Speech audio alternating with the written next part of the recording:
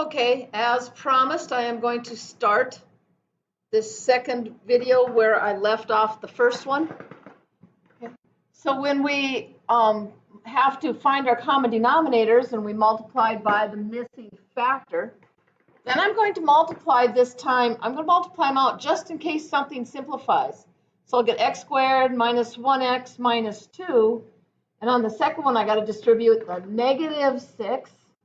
So minus 6x minus 12. And let's see if that factors at all. I'll have x squared minus 7x minus 14. And I don't think it's going to factor. I think we're going to be okay. Because the factors for 14 are either 1 and 14 or 2 and 7. So they aren't going to give me a middle term of x or negative 7x for those. All right. So we just go right into day 2 where we're going to simplify complex fractions. And a complex fraction is a fraction that contains a fraction in its numerator, in its denominator, or both. We just simplified something in senior math on our last test where we had 1 minus 5/13 divided by 8/13 or something like that. Okay, so to simplify, we got to do one of two things. Let's take a look. We'll come back to this. We'll come back to this and see what happens. Okay, method 1. Some people really like this one. They're going to simplify the numerator and the denominator by writing each of them as a single fraction. And then we're going to divide by multiplying by the reciprocal. So for the numerator, I would need to put the 5 over an x, so I need 5x over x. So that's going to become 5x plus 1 over x. The denominator, we need to get this to have an x plus 1, so I need to multiply the 3 by an x plus 1. Now be careful again, notice we got that minus in front of it, so it's going to become 2 minus 3x minus 3, so that's going to be negative 3x minus 1 over x plus 1. Now I'm going to multiply by the reciprocal. To divide by a fraction, you multiply by the reciprocal. So when I multiply by the reciprocal, the denominator will cancel. Okay, so then we're just going to have this mess over 1. Okay, so these will all cancel out. Something times its reciprocal is 1. So we will end up with 5x plus 1 times x plus 1 over x times negative 3x minus 1. You could multiply those binomials out. You could distribute the x in the denominator, or you can leave it as this. So that's one method. Okay. The second method is you look at all your expressions and say, what's my common denominator? And we'll multiply the numerator and denominator both by that common multiple of your denominators. And that's going to eliminate the complex part of your complex fraction. Then we're going to simplify if we need to. Okay, so when I look at all my fractions, my common denominator is going to have to be x times x plus 4. That's all going to account for all my fractions. And I'm going to switch colors so we don't mess it up. So in the numerator, I'm going to multiply that by x times x plus 4.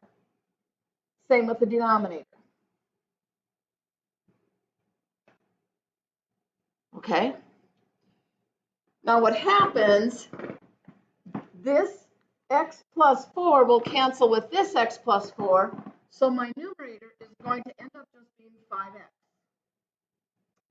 In my denominator, remember you have to distribute, so the x plus 4 will cancel with this x plus 4, but it'll still have the 1. So I'm going to have 1 times x. And in the second part, the x is going to cancel this x out. So I'm going to have 2 times the x plus 4 left. So that's going to be plus 2x plus 8. Clean it up a little bit. 5x over 3x plus 8. And that's all I can do. No, we cannot cancel x's because x is not a factor of 3x plus 8. So you're stuck there. Okay. Here's another one. With this one, I would probably do method 1. And I would see the numerator, my common denominator is 6. My common denominator on the denominator fractions is 10. So this I need to multiply by 2 and 2, so I'll have 2x minus 7. This one I need a 2, so I'll have x minus 2x, so minus 1x. And then when I multiply by the reciprocal, I can reduce. You know I like to reduce. So I'll end up with negative 5x over 6x minus 21. Okay? And that's a pretty fast way. I think if we had gone and said, well, the common denominator is 30, we'd be okay. You'd end up working with some bigger numbers, but that's okay too. In fact, let's do that. Let's do that and see if I can remember this long enough. X over 6 minus x over 3 divided by the other half. Okay, let's try that. We got x over 6 minus x over 3, and then something over 5 and something over 10. What were they? X minus 7. Okay. Okay, so now if I say, okay, my common denominator is 30.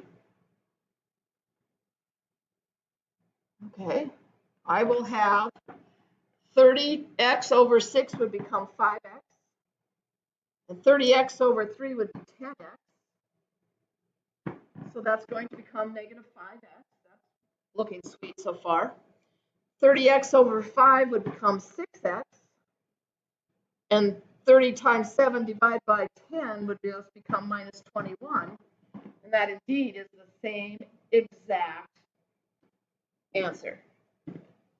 Okay, it just depends on what way you prefer to do that. Okay, this one. Now, it'd be nice if we could just get rid of the x plus 5 fractions, but we can't. Okay, so on this one, I would probably do the first method again, but it doesn't mean we have to. Oh, let's do the second one. Because in the first method, the x plus 5s will cancel. But here, if we multiply by the x minus 3, x plus 5, common denominator for the whole thing, okay? So here the x plus 5s will cancel, but you'll still have 3 times the x minus 3. And on the bottom, the x minus 3s cancel first, but you still have the 2 times the x plus 5. And the x plus 5s cancel here, so we still have the plus 1 times the x minus 3. We just need to clean that up a little bit. Let's see what happens. This would become 3x. 10 minus 3 is plus 7, and that would be 3x minus 9. It does not reduce because they have no common factors. You cannot cancel those 3 x's. They're part of a sum or difference. Okay, before I quit, I want to go back to that first page where we talked about these complex fractions. I think it was here. So now that we've done this, which way are you going to choose? Which way would you choose? Well, since you have just 2 fractions out of the all of them, I think I would say common denominator is 13 for the whole thing. So I'd end up with 13 minus 5 over 8. And guess what that becomes? That is not what it became on our senior math test the other day. It was something different. But that's one method of doing that. That's getting your fractions to all have common denominators and canceling them. So there's the two methods. All right, that's it for lesson 8.5.